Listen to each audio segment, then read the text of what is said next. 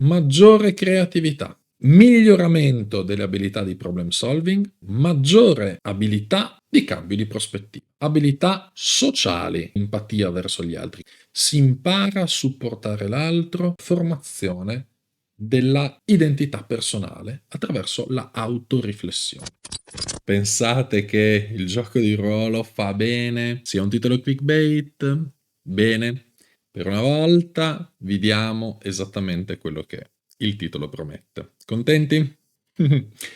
Dunque, abbiamo citato in puntata, non mi ricordo neanche più quando ormai, che il gioco di ruolo fa bene. E c'è una quantità di evidenza che piano piano si accumula nel tempo di studi che toccano questo argomento, che trattano il gioco di ruolo sotto più punti di vista differenti, ma sostanzialmente portando e accumulando evidenza che in qualche modo fa bene. Quindi, cosa possiamo farvi vedere? Cosa possiamo portarvi a supporto di questa tesi?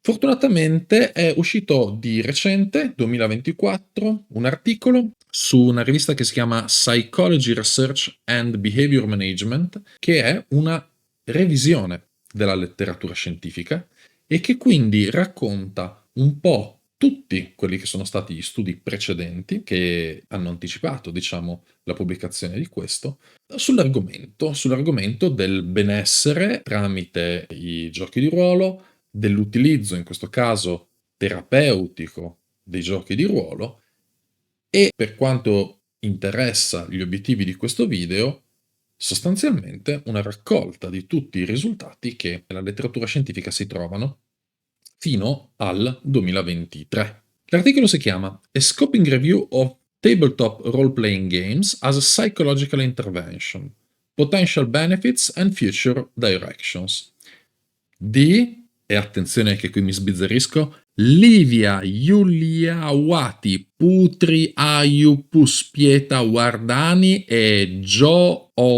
Ng, che sicuramente non si chiamerà Joe e né alcuno di questi nomi si pronuncerà in questo modo.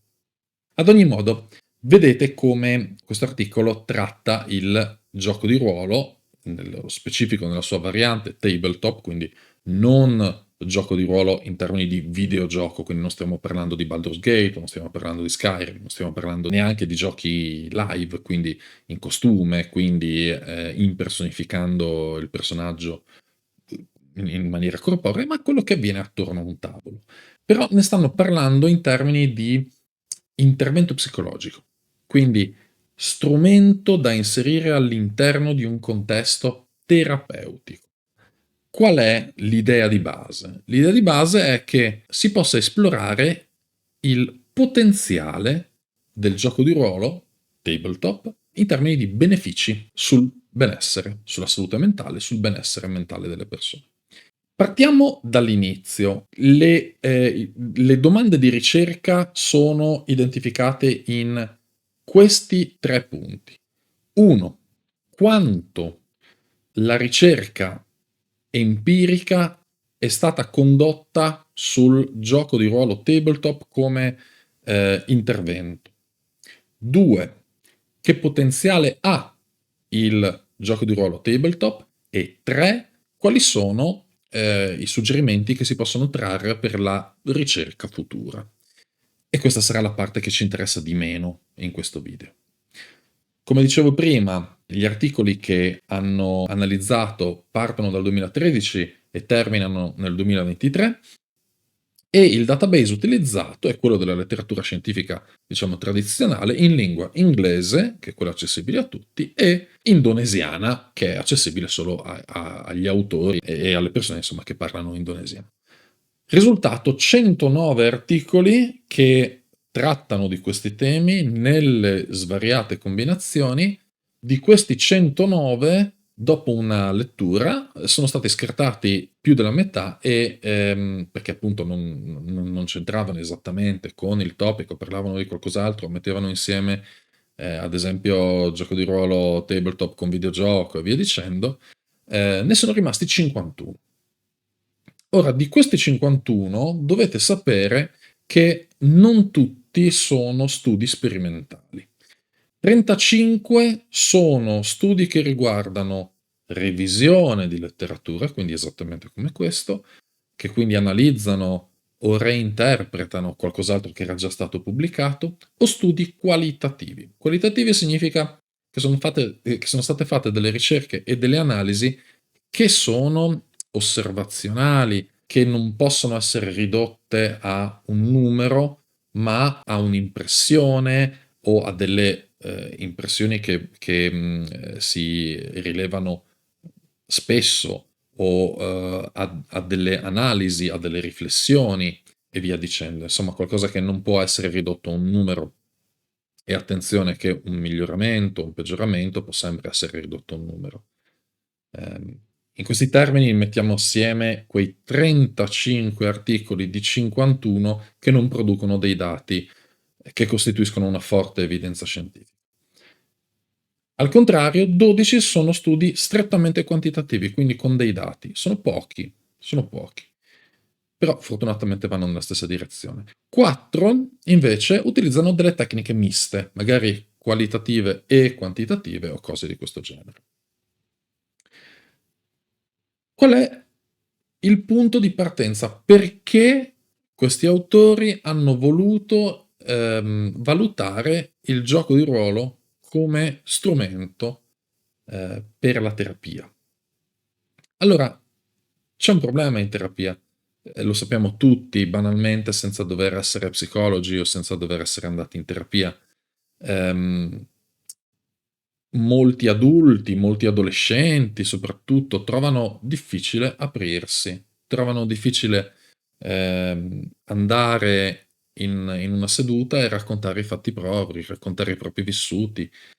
Non siamo ancora pronti come società a fare questo passo di richiesta d'aiuto in maniera semplice, in maniera automatica. Anche quando ci rivolgiamo ai professionisti della salute mentale, facciamo fatica.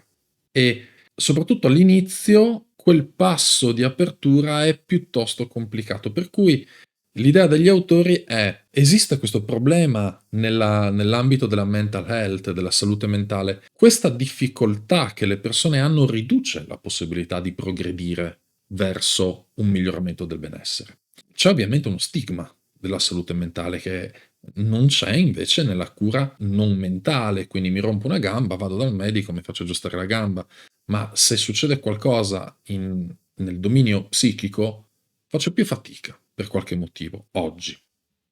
E questa, ehm, questa problematica probabilmente deriva da una serie di fattori: la paura del giudizio, poca fiducia nella possibilità di essere effettivamente aiutati da un professionista, o anche semplicemente il fatto che la terapia costa. Sono tutti dei fattori con cui si deve fare i conti. C'è poi tutta una parte di popolazione che ha perso i contatti sociali, che è a corto di contatti sociali, di legami, e quindi per queste diventa ancora più difficile chiedere aiuto. Ora, uscendo un attimo dagli obiettivi di questo video, fatevi aiutare. Se avete bisogno, fatevi aiutare. Siamo tutti colpevoli di non aver chiesto aiuto quando avevamo bisogno. Quando abbiamo bisogno, facciamo fatica, ma non c'è vergogna nel farlo. Quindi questo ve lo lancio come messaggio extra contenuto del canale, extra contenuto giochi. Questa è una cosa assolutamente generale. Fatevi aiutare, è molto importante questo.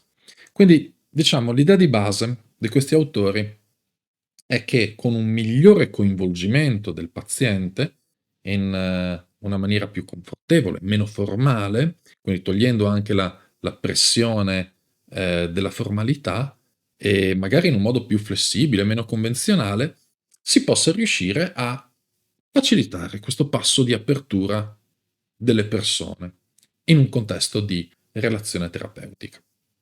Quindi, in tal senso, o in tali sensi, l'utilizzo del gioco può dire la sua, può avere un senso.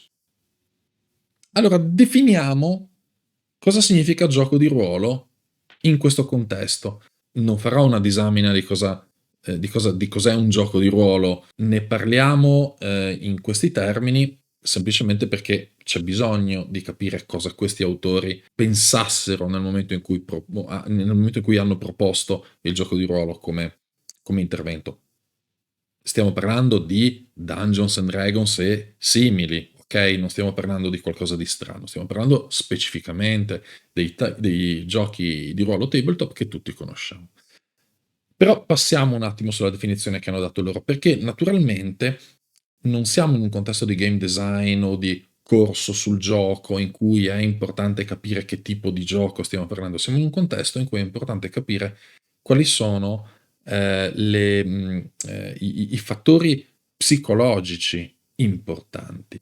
Perché poi, se andiamo a ragionare sul il gioco di ruolo fa bene, dobbiamo capire a che dominio ci stiamo riferendo. Non ci stiamo riferendo al dominio della salute fisica, ci stiamo riferendo al dominio della salute mentale.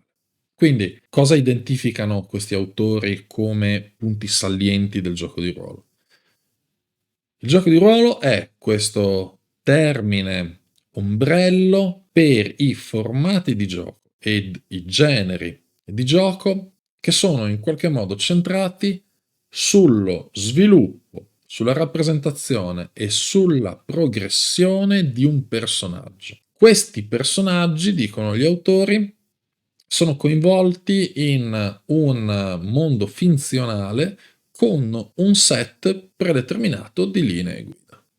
I giochi di ruolo tabletop sono un sottoinsieme di questi giochi in cui si usano dadi, schede e cose del genere, si sta seduti a un tavolo. Quindi un gioco di ruolo tabletop è un sistema di gioco che ha queste tre caratteristiche principali. La prima, libertà di personalizzare il personaggio e caratteristiche uniche per rappresentare se stessi. 2. Le persone giocanti, e adesso inizierò ad usare il termine persone giocanti per più motivi. 1. Per distinguere la persona che gioca dal personaggio che viene giocato da quella persona.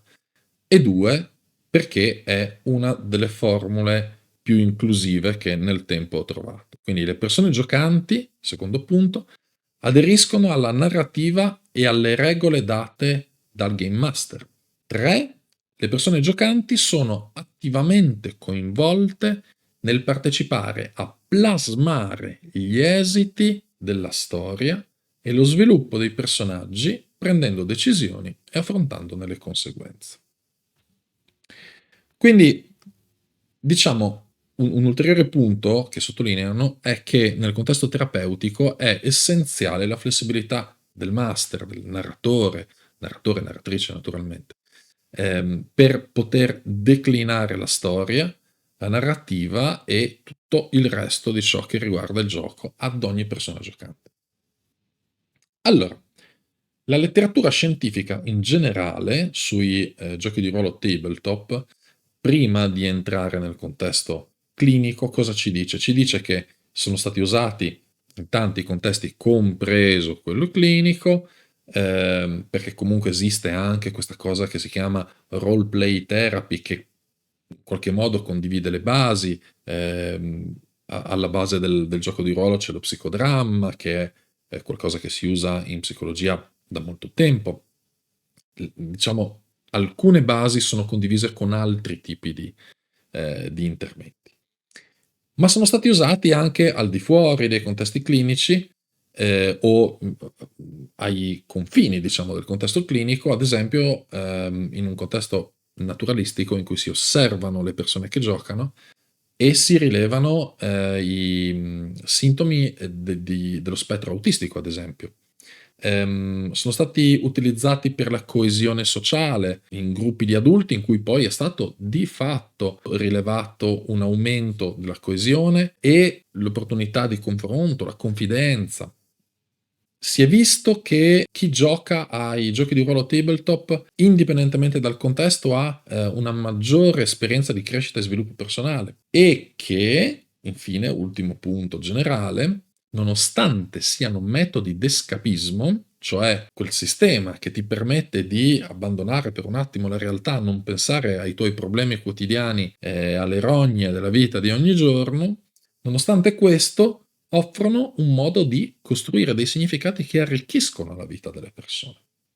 Ecco, questo assolutamente in generale è al di fuori da un utilizzo clinico. Allora, se vogliamo pensare di utilizzarli in termini clinici, dobbiamo chiederci cosa fa il gioco di ruolo, cosa permette di fare il gioco di ruolo. Come dicevo prima, non stiamo parlando di giochi di ruolo particolari, stiamo parlando principalmente anche in questi articoli di Dungeons and Dragons, il più diffuso, per popolarità e familiarità, cosa che è un enorme bonus perché facilita le persone in una relazione terapeutica nel momento in cui si apre.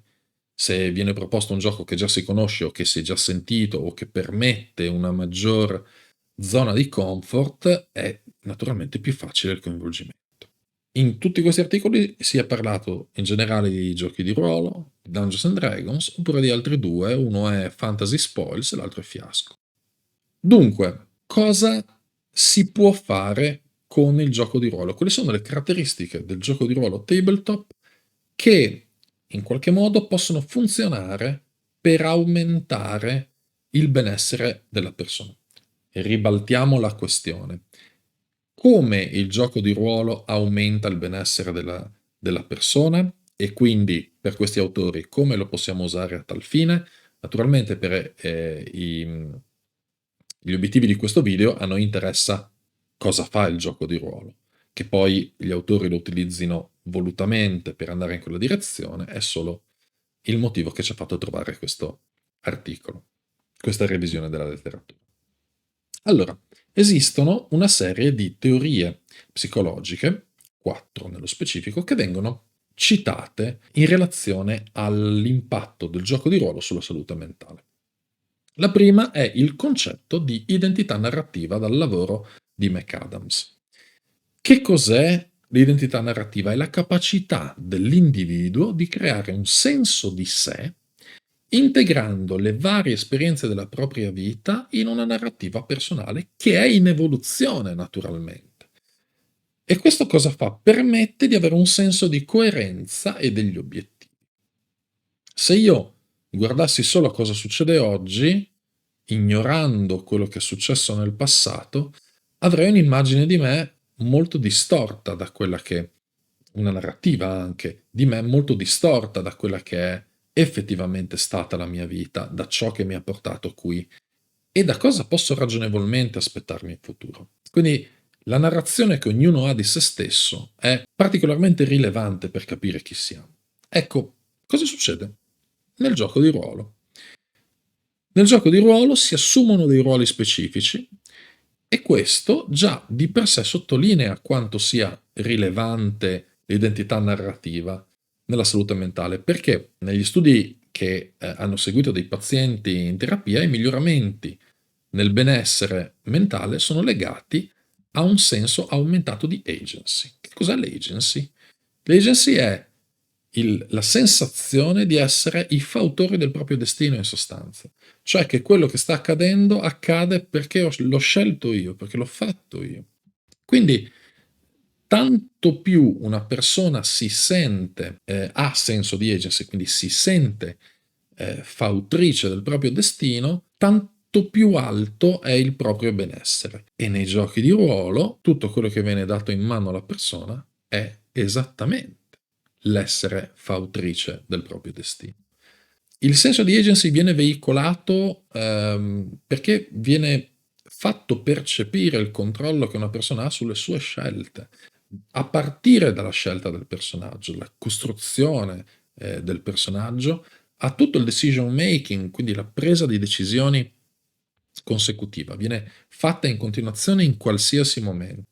E soprattutto questo non ha nessuna ripercussione sulla vita al di fuori del gioco, quindi un ambiente completamente safe in cui sicuro, in cui le persone possono sperimentare senza paura di quello che succede, ma semplicemente facendo esperienza di questa agency. Cosa che quindi va a creare una narrazione di se stessi come protagonisti, come efficaci, come funzionanti. La seconda teoria che viene citata è la Reader Response Theory, che non è strettamente una teoria psicologica, ma è una teoria che sostiene che l'individuo reagisce, interpreta un testo, una storia secondo le proprie assunzioni, secondo i propri assunti. E i personaggi che vengono creati nei giochi di ruolo possono rispecchiare perfettamente l'identità della persona giocante oppure divergere completamente, no? Allontanarsi parecchio.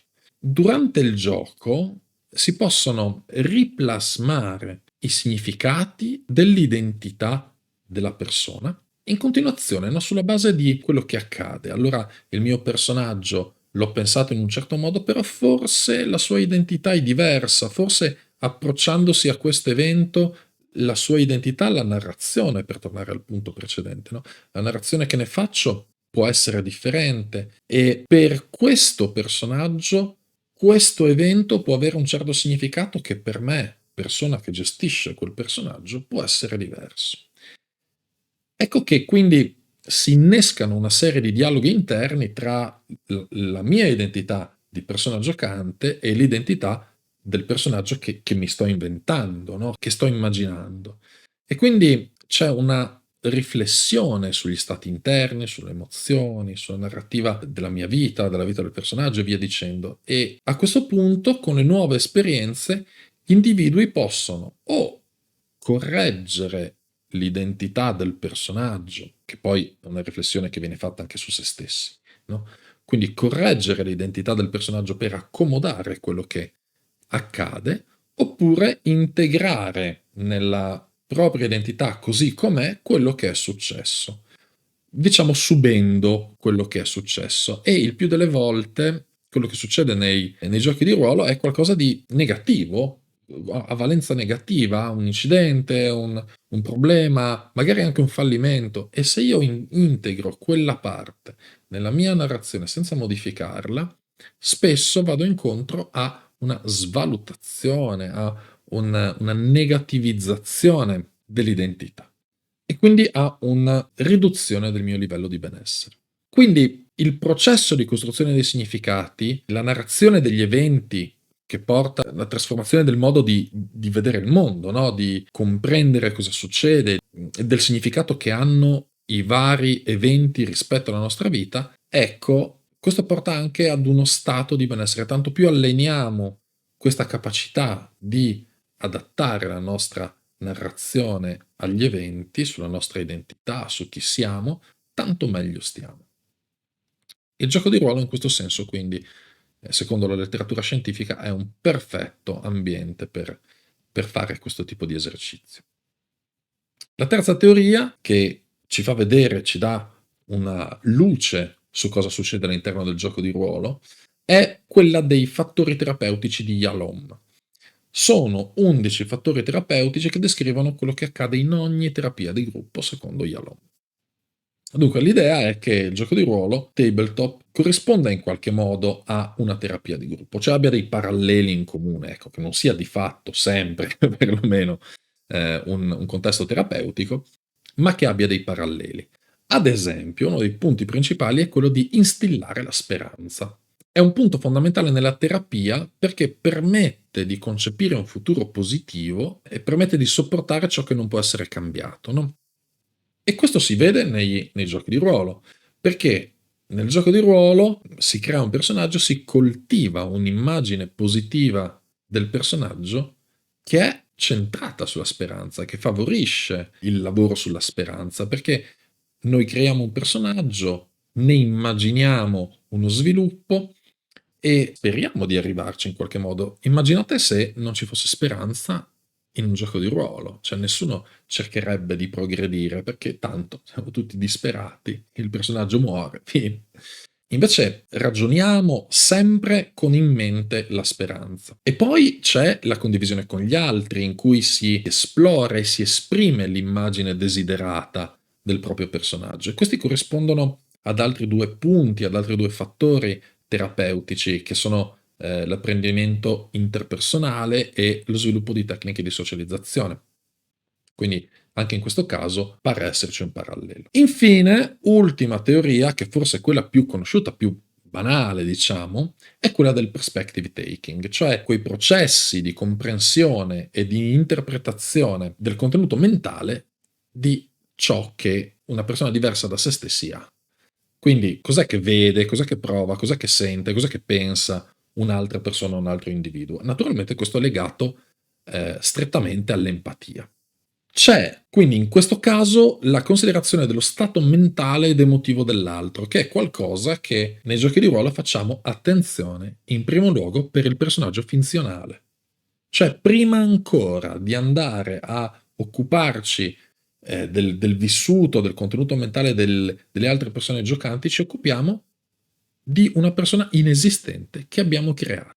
Ecco, questo è un esercizio di cambio di prospettiva. Addirittura con una persona che non esiste. Inventiamo di sana pianta un punto di vista diverso dal nostro per provare a vedere cosa si vede da quel punto di vista lì.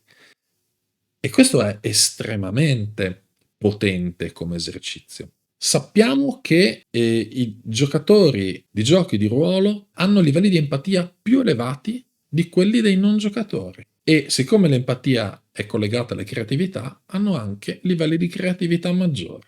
Probabilmente proprio per questo allenamento. Attenzione, qui mi spingo un attimo oltre quanto dice la revisione della letteratura, perché qui si dovrebbe un po' distinguere quello che è un fattore facilitante nell'avvicinamento al gioco di ruolo, ad esempio persone con maggiore empatia o persone con maggiori creatività si avvicinano di più al gioco di ruolo, dall'effetto del gioco di ruolo, cioè potrebbe essere che una persona che allena queste competenze all'interno del gioco di ruolo poi aumenta ehm, la capacità di cambio di prospettiva e aumenta l'empatia e quindi la creatività.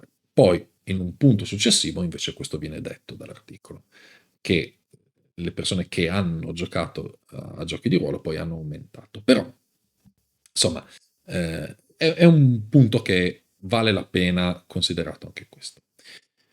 Queste le 4 teorie, quindi dal punto di vista di un'analisi di quello che accade nel gioco di ruolo, questo è quello che possiamo dire. Andiamo a guardare i benefici. Questo è l'ultimo grande punto che voglio toccare in questo video. I benefici e i punti di forza dei giochi di ruolo, poi come strumento per raggiungere questi benefici. 1. Performance cognitive. Come abbiamo visto, maggiore creatività, miglioramento delle abilità di problem solving e maggiore abilità di cambio di prospettiva. Ne abbiamo appena parlato almeno di 2 di queste. Creatività, cambio di prospettiva. In realtà la creatività e le abilità di problem solving sono strettamente legate, perché pensate a cosa succede in una sessione di gioco di ruolo. Si cerca di considerare problemi da punti di vista creativi e questo è ciò che generalmente si allena. Dal punto di vista cognitivo, questa è la parte più impegnativa per arrivare alla fine di una sessione di gioco di ruolo, no? Quindi probabilmente se potessimo quantificare il peso delle varie componenti cognitive, questa sarebbe la principale. Il cambio di prospettiva è un'altra delle questioni estremamente interessanti. Questo a cosa porta? L'abilità di cambiare prospettiva facilmente, allenandola in questo modo, porta a una maggiore consapevolezza situazionale, cioè siamo più consapevoli di quello che ci accade del nostro contesto, perché non siamo fissi sul solo nostro punto di vista che ha le sue cecità e i suoi punti deboli, ma cerchiamo di considerare molti più punti di vista e quindi aumentiamo la nostra consapevolezza. Passiamo oltre al cognitivo e andiamo su abilità sociali, che è l'altro grande calderone di effetti benefici del gioco di ruolo. I giochi di ruolo tabletop aumentano le abilità sociali in generale. C'è un'opportunità di comunicazione e condivisione nella costruzione di una storia comune, condivisa, che questi fattori coltivano l'empatia verso gli altri, come abbiamo visto. Non solo verso gli altri, ma anche verso il proprio personaggio finzionale. E questo permette anche di imparare a dissociare quello che è quello che io capisco dell'emozione di qualcun altro rispetto a quello che io provo e io vedo. Cioè l'emozione provata da qualcun altro la posso comprendere senza esserne travolto in alcuni casi, no? Perché ad esempio la comprensione di emozioni molto forti potrebbe fare quell'effetto di contagio emotivo che ci permette che non ci permette di essere lucidi. C'è un'altra questione, il contesto che si crea attorno a un gioco di ruolo, al tavolo di un gioco di ruolo, è un contesto estremamente supportivo. Si impara a supportare l'altro, si impara a sostenere l'altro nel suo fallimento e si impara a fallire essendo supportati dagli altri. Quindi si impara a chiedere aiuto, si impara anche a comunicare, soprattutto in contesti di adolescenti con disturbo dello spettro autistico, si è visto che c'è un'iniziativa e un'intenzionalità comunicativa verso altri partecipanti del gruppo di gioco che non si è mai vista in nessun altro contesto. E questo è estremamente importante. Ecco, ultimo punto, ultimo dominio di benefici è quello della formazione della identità personale attraverso la autoriflessione. La creazione dei personaggi permette di esplorare sfaccettature, no? Dell'identità che uno ha che magari non ha mai considerato, o non ha mai esplorato, oppure non ha mai riconosciuto. Quindi si possono rappresentare personaggi distanti o personaggi che rappresentano l'io ideale e si può anche andare oltre quegli aspetti, diciamo, che sono marginalizzati dalla società, ad esempio le tematiche queer, no? L'identità LGBT, eccetera, eccetera. Ecco, in un ambiente safe io posso permettermi di provare qualcosa senza i vincoli, senza l'oppressione della società attuale, tanto più che spesso il mondo narrato è un mondo fantasy, quindi con pochissimi richiami e quindi i vincoli alla libertà si dissolvono completamente e la persona diventa libera di esplorare l'identità. C'è tra la persona e il personaggio uno scambio che facilita l'autoriflessione, abbiamo detto prima. Vengono favoriti quei processi di creazione dei significati perché è nell'attività di metagioco il momento in cui si tende ad evitare di confondere il livello di comprensione del giocatore con quello del personaggio, no? La persona giocante comprende le cose in un modo, ma lo sforzo è proprio quello di capire come il personaggio dovrebbe comprendere le cose. E benché questo non sia sempre facile da fare, non tutti ci riescano a distinguere i due livelli, il gioco chiede proprio questo.